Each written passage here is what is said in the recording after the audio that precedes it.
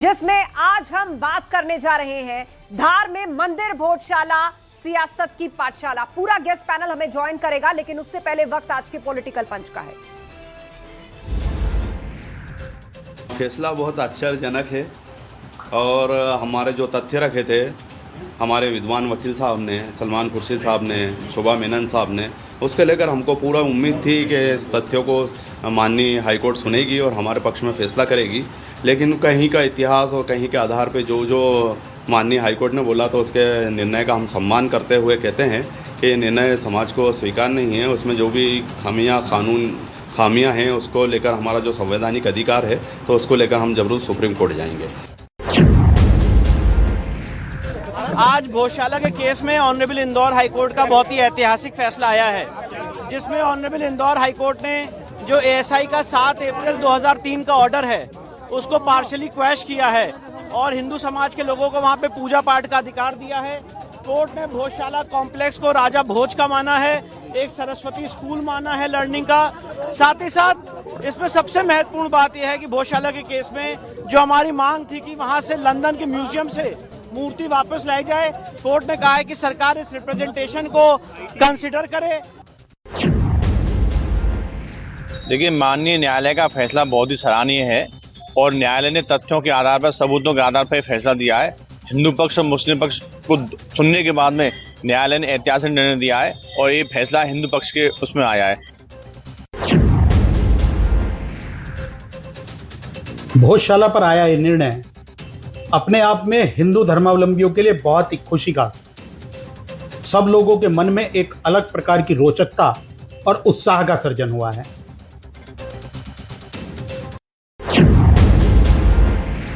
दुनिया के अंदर बड़े बड़े देशों में डीजल, पेट्रोल, एलपीजी के दाम कई गुना बढ़ गए हैं। भारत ने अब तक नियंत्रित करके रखा, लेकिन हमें विपक्ष के नकारात्मक राजनीति और नकारात्मक नैरेटिव का शिकार नहीं होना है।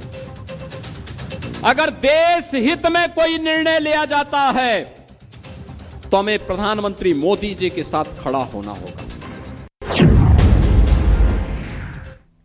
दरो दीवार से तहखाने तक मंदिर के सबूतों पर मुहर लगाते हुए मध्य प्रदेश हाईकोर्ट ने धार की ऐतिहासिक भोजशाला को पूर्ण रूप से मंदिर घोषित कर दिया और वहां नमाज पर पूरी तरह से रोक लगा दी। अदालत का यह फैसला कई मायनों में देश के दूसरे बड़े धार्मिक विवादों को प्रभावित करने वाला है, क्योंकि अब सवाल उठ रहे हैं, क्या धार की इस हवा से काशी, मथुरा और संभल की फिजा भी बदलेगी?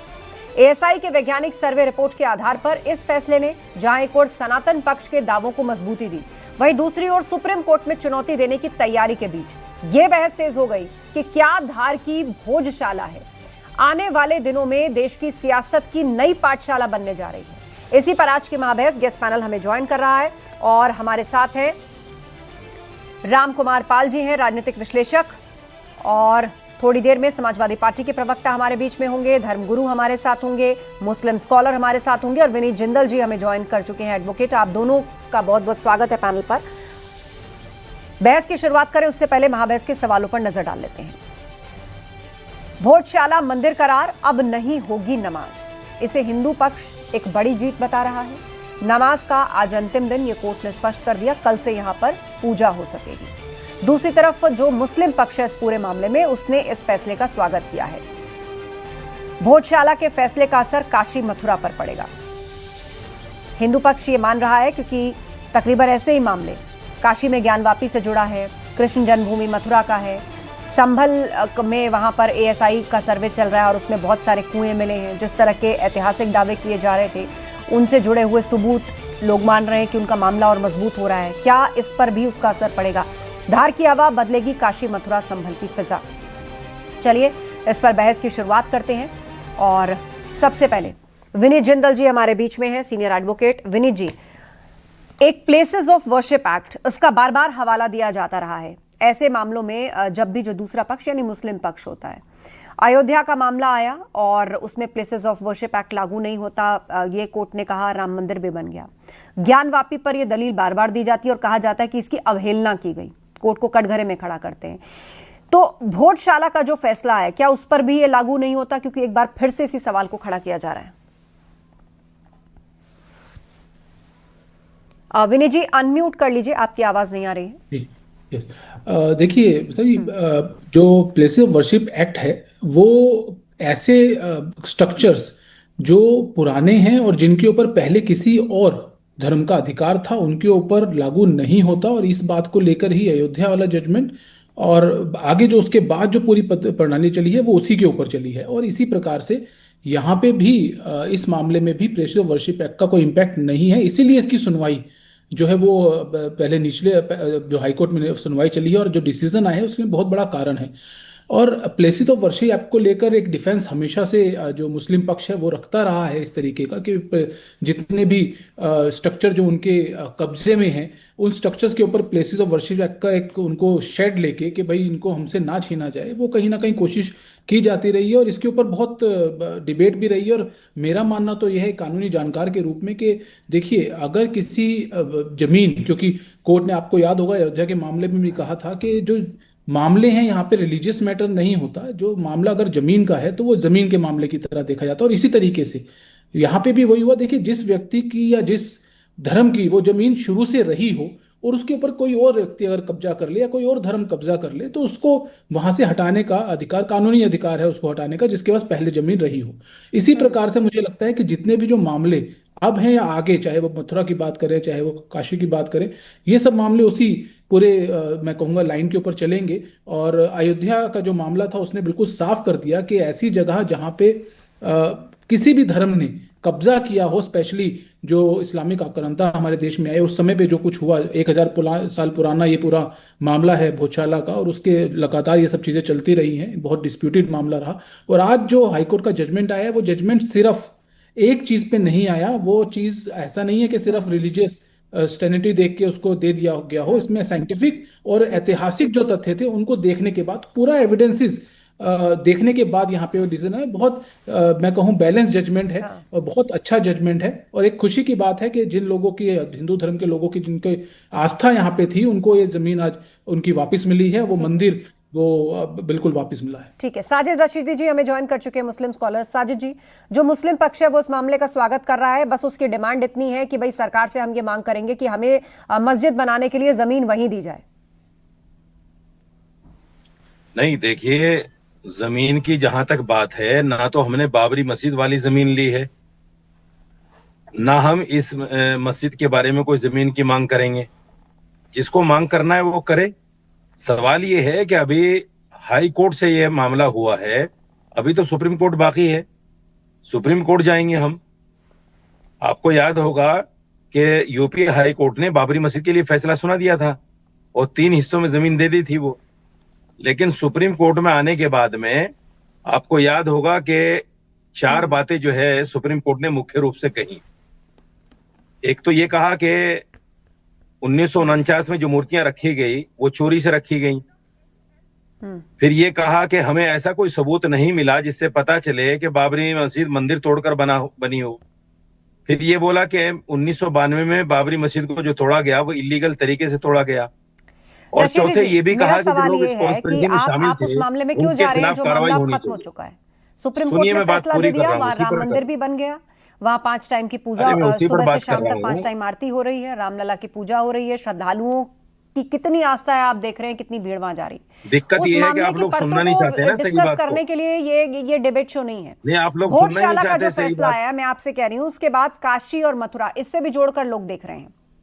आपको प्लेसेस ऑफ वर्शिप एक्ट पर बोलना है, आप बोलिए। दे दो, आप लेकिन दे दो इस भोजशाला के मामले जो मुस्लिम पक्ष है वो तो स्वागत कर रहा है। कौन मुस्लिम पक्ष स्वागत कर रहा है? बताइए मुझे। कहना है कि ठीक है हमें जमीन देनी है, आप वहीं आसपास हमें जमीन दे दीजिए, मतलब उसी एरिया में। कौन मुस्लिम पक्ष है वो हमें भी तो पता चले, वो मुस्लिम पक्ष कौन है हमें पता चले ना कौन है।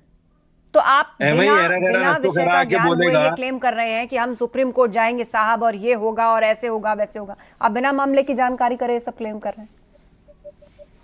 क्या चीज? चलिए, हमारे साथ साध्वी प्रज्ञा जी हैं, हिंदू धर्मगुरु, और वो भी पैनल पर आ चुकी हैं। स्वागत है साध्वी प्रज्ञा जी।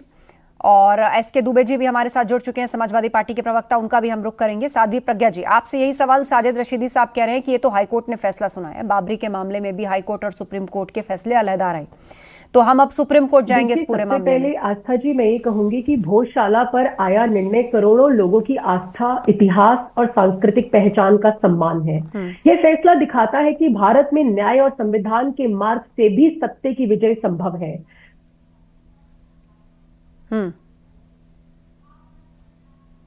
चलिए, सिग्नल चला गया लग रहा साध्वी जी का। ठीक है, मैं उनका रुख करूंगी, लेकिन एसके दुबे जी हमारे बीच में है, सपा प्रवक्ता। एसके दुबे जी, ये पूरा मामला भोजशाला से जुड़ा जो आया है, इस पर वर्डिक्ट दे दिया है हाई कोर्ट ने, और ये साफ साफ बोल दिया है कि सांस्कृतिक आधार पर उसको मंदिर माना कोर्ट ने। एएसआई के सर्वे जो प्रूफ थे, गवाह थे, सबके बाद उसको मंदिर माना गया। अब काशी और मथुरा, उसे लेकर भी एक आशा बंध गई है हिंदू पक्ष में कि भाई जब मामला भोजशाला का आ गया है तो वो दिन भी दूर नहीं, क्योंकि वहां भी वो वैसे ही सबूत, उसी तरह के सर्वे, उससे जुड़े हुए गवाह और एएसआई तो पुख्ता तौर पर। तो अब इसकी मांग और तेज हो जाएगी। देखिए, एक्चुअली समाजवादी पार्टी का हमेशा ये मानना रहा है कि जो भी विवादास्पद स्थल हैं, कोर्ट जो फैसला करेगी उसको सबको मानना चाहिए। राम मंदिर का भी जो जजमेंट आया है, मुझे खुशी इस बात की है कि हिंदुस्तान के हर एक नागरिक ने उसका वेलकम किया, स्वागत किया।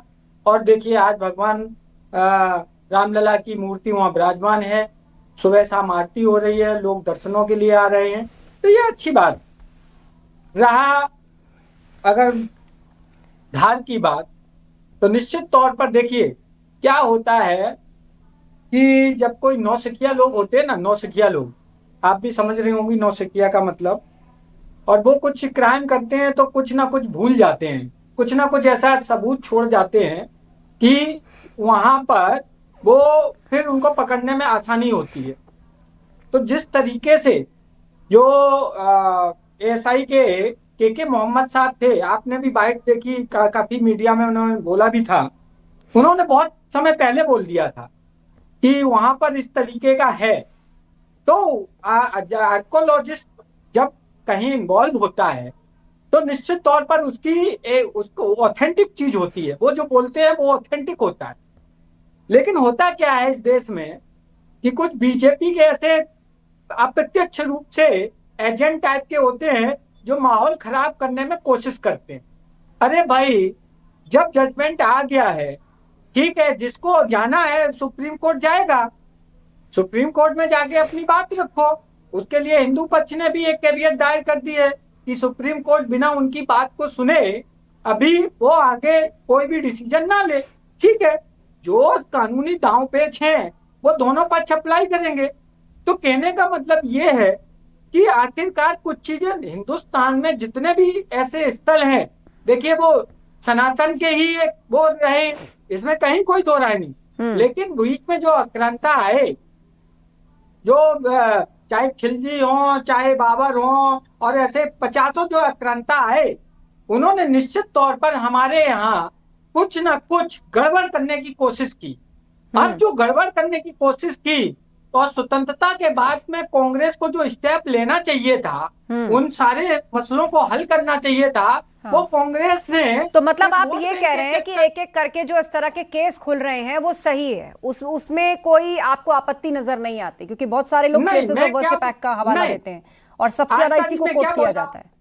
नहीं, मैं ये बोल रहा हूँ कि कोर्ट जो डिसाइड करेगी वो हम सबको मानना है। समाजवादी पार्टी का कहना ऐसा है। ठीक है, साध्वी जी दोबारा जुड़ गई, बात पूरी कीजिए साध्वी जी। जी हाँ, आस्था जी, देखिए मैं ये कह रही हूँ कि सनातन संस्कृति पर हुए ऐतिहासिक आघातों के बावजूद आज भी सनातन संस्कृति की चेतना जीवित है, मजबूत है, क्योंकि ये देश आस्था का देश है। यहाँ केवल एक स्थल का विषय नहीं है, बल्कि भारत की संस्कृति और सांस्कृतिक स्वाभिमान का प्रश्न है।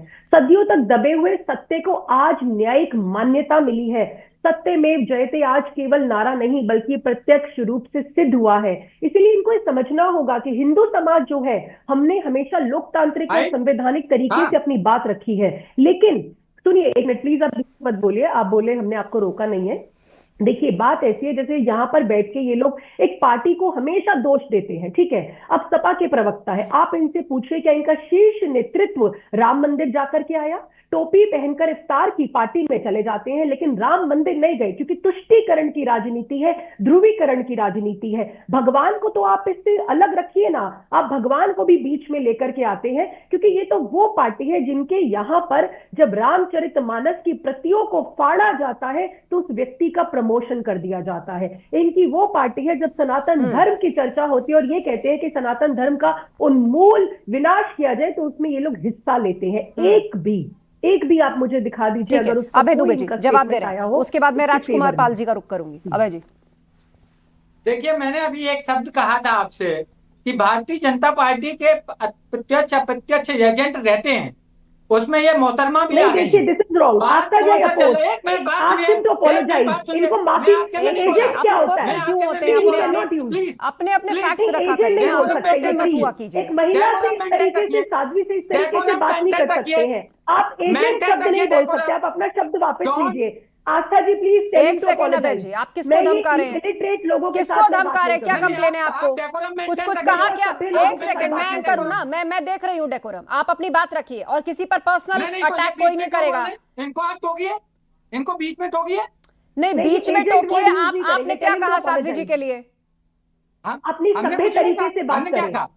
अनकल्चर्ड एंड अनसिविलाइज्ड पीपल हमने आर क्या कहा देयर। बताइए ये क्या हमें? महिलाओं हमने की कुछ इज्जत नहीं, नहीं आप करेगी? यहाँ पर और किसी क्या को टैग राजनीति देने आपसे नहीं करेगी? आए। मर्यादा आप में अपना रह के तथ्य बात गढ़िए। करनी चाहिए, और मुझे लगता थोड़ी है देर अभय पहले दुबे आप जी इतनी को अच्छी यहाँ अच्छी पे बातें कर रहे थे कि भाई कोर्ट का फैसला सबको मानना ही होगा और Yes. शांति रहनी नहीं, चाहिए। तो आप हमने उठ ऐसी के कौन किसी सी के बात लिए इस की? तरह के मोहतरमा टैगलाइन को नहीं बुरा कह लग गया? सकते। बात रखिए आप अपनी। मोहतरमा को बुरा लगा, विकार ऐसा की क्या बात बोल दिया करते हमने? हैं। इन्होंने क्या बोला? एजेंट वो शब्द आपने क्यों नहीं बोला सुना। आपने? Why नहीं, did you वो use नहीं सुना। एजेंट शब्द? पढ़े लिखे नहीं है नहीं, आप? नहीं, वो नहीं अनपढ़ सुना। होकर बैठते हैं यहाँ पर। असभ्य अनपढ़ लोग तो हैं आप आप लोग। देखिए, बीजेपी डिबेट को विषय से नहीं आप भटकनी बीजेपी चाहिए। को मैं मत आप दोनों नहीं, को कहती हूँ, आप दोनों नहीं। खामोश रहिए थोड़ी देर। बात समझ मैं में आई आपका है? नाम लूंगी, उस वक्त आप बोलेंगे। शांत रहिए बस, दुबे जी, yes. साध्वी जी और दुबे जी, एसके दुबे जी और साध्वी जी दोनों शांत रहिए। रामकुमार पाल जी हमारे बीच में, राजनीतिक विश्लेषक। मेरा सवाल आपसे, रामकुमार पाल जी, आप देख रहे हैं कि टीवी डिबेट में ही इस मामले को लेकर किस तरीके से एकदम से स्वर बदल जाते हैं। शुरुआत इससे होती है कि जो कोर्ट का फैसला है हम सब मानेंगे, शांति रहनी चाहिए, कोई माहौल खराब करने की कोशिश ना करे। लेकिन कहीं ना कहीं बात जब राजनीतिक आती है तो आपको लगता है कि दो धड़े वाकई बंटते हैं। वो नहीं जो कोर्ट में मामला लड़ रहे हैं, वो पार्टियां जो चुनाव लड़ेंगी। का सवाल बहुत जायज, और आपने बार बार कहा कि इसमें राजनीतिक कोई पार्टी लड़ने नहीं गई थी। जो वहां की संस्था है वही लड़ रही थी, और वहां की मुस्लिम संस्था भी लड़ रही थी। और आपने कहा कि इसको मथुरा और इससे जोड़ा जाएगा, तो एक मुस्लिम समाज को अगर हम तो बहुत कुछ दे रहे हैं सब, ये तो दो राय नहीं है। बहुत सारे बोर्ड्स दे रहे, ये दे रहे, वो दे रहे, और उस लाखों करोड़ के बोर्ड्स है। तो अब एक अगर वो जगह हम मांग रहे हैं तो ये दे के नई मिसाल कायम कर लेनी चाहिए। और हम लोगों में ऐसा होता ही है, हम कभी भी उनको तोड़ के नहीं चले, क्योंकि जोड़ के ही चले। जोड़े हैं तब तो हम उनको जो आज बहुसंख्य है हिंदू, उसका 2 नंबर की आबादी उन्हीं की है, तो भी उनको अल्पसंख्यक में रखा है। तो ये हिंदुस्तान के लोगों ने ही रखा है ना, क्योंकि अल्पसंख्यक आपको पता है जैन है, सिख है, पारसी है, बौद्ध है, वो जो बहुत फारसी बहुत कम संख्या में, लेकिन उनको अल्पसंख्यक का दर्जा नहीं मिल रहा है, उनको वोट्स नहीं मिल रहे। वोट्स मुस्लिम को मिल रहे हैं, जो 80 करोड़ के बाद 40 करोड़ लोग हैं। तो ये भी देश को सोचना चाहिए। जब देश इतना बड़ा दिल करता है, तो अगर वहां का जो दूसरा पक्ष है मस्जिद की जमीन मांगता है, मैं तो कहता हूँ दे देना चाहिए। इससे एक नई मिसाल कायम होगी, और मथुरा की भी जमीन के बगल में मस्जिद बन जाए और यहाँ भी बन जाए, उसको अलग जगह दे देनी चाहिए और इनको ले लेनी चाहिए।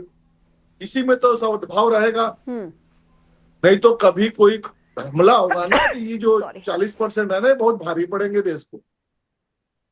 अगर इलाज है तो सही ढंग से करो, अगर आप दे रहे हैं तो दे दो। और उन्होंने पहली बार मांग की है, बहुत अच्छी मांग की, हमको मस्जिद का स्थान दे दो, दे दीजिए। और कानूनन देखने जाएंगे तो जो केस लड़ते हैं ये लोग, कभी भी, मैं आपके चैनल और श्रोताओं से कहना चाहता हूं, कभी भी लियाकत अली और नेहरू समझौता का यूज नहीं करते हैं। उसको यूज करें ना सुप्रीम कोर्ट में, हाई कोर्ट में, सारी ढोल की पोल खुल जाएगी, सारा अधिकार मांगना इनका सिलेंडर हो जाएगा। लियाकत अली समझौता क्या है, आप श्रोताओं को जरूर बताइएगा कि नेहरू समझौता क्या है।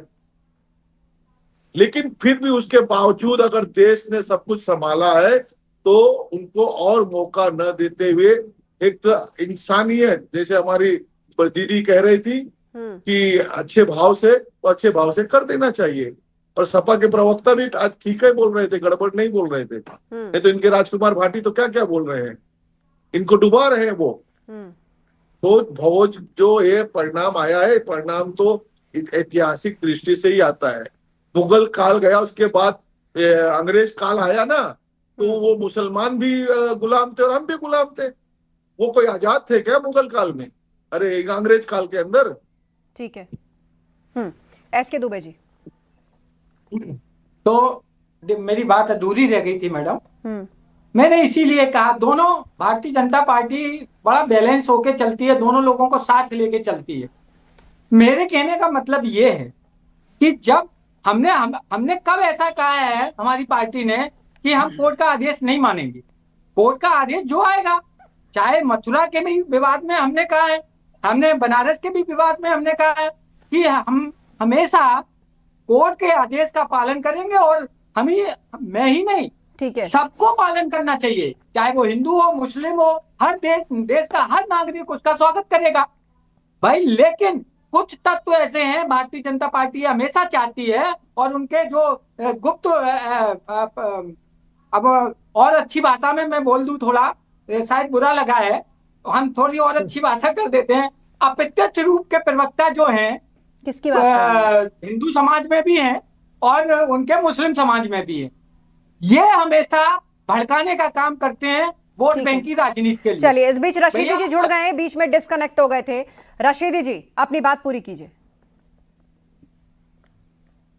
बात जब करने की होती है, जब तो आप पूरी नहीं करने देते, आप चले जाते हैं। डिस्कनेक्ट हो गए रशीदी जी, आपको ढूंढा जा रहा था इतनी देर से, अब आप आए स्क्रीन पर।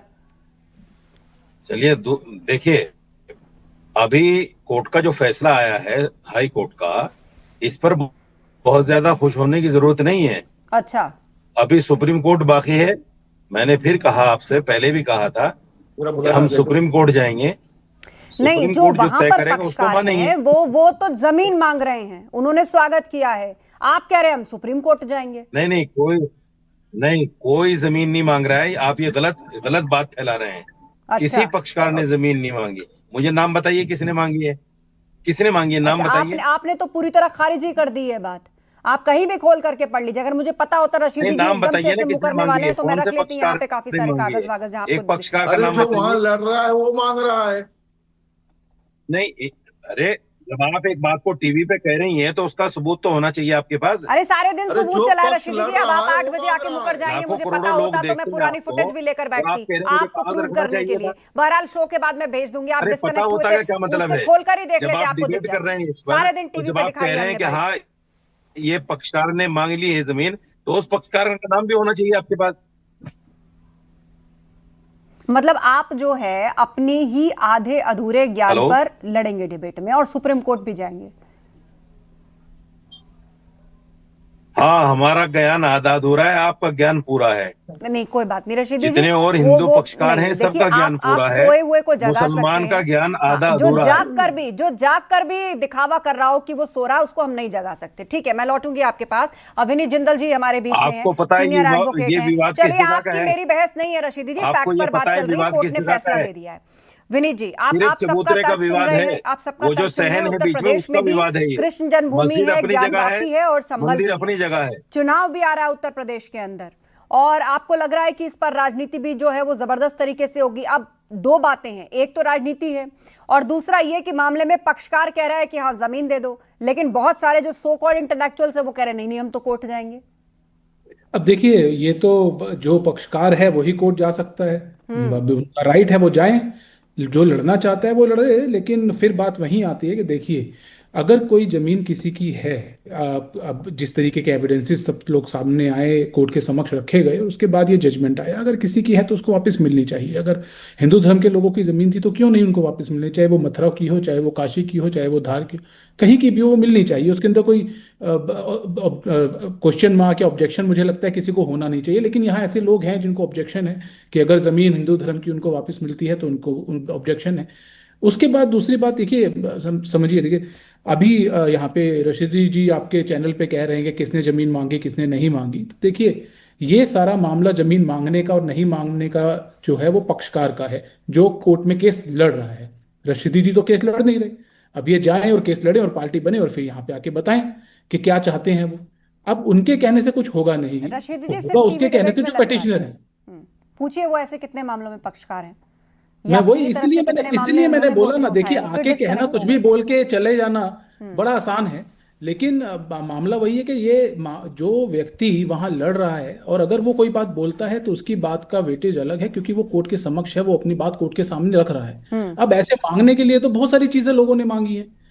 अब ऐसे तो देखिए ना, आप जब अयोध्या का मंदिर बना, अयोध्या में भी तो दी गई है ना जगह, बिल्कुल, और ली लोगों ने। कौन कहता है ये क्या है? अभी वहां आप ये मुस्लिम कॉलर जो आपके सो-कॉल्ड बैठे थे वो भी कह रहे थे कि नहीं किसने ली जमीन, किसने नहीं ली, सबने जमीन ली भाई। वहां पे जमीन ली है, उसका बकायदा क्या बनना था वहां पर, उसका एक मॉडल भी सामने आया था, उसका एक विजन भी सामने आया था कि वहां ऐसे ऐसे कैफे भी होगा, कैंटीन भी होगी, ये भी होगा, अस्पताल भी होगा। लेकिन अभी तक क्या है, इतने साल बीत गए, राम मंदिर तो बन गया, लेकिन वहां तो अभी तक जो कंकड़ घास पड़ी होगी वो पेड़ बन चुकी होगी।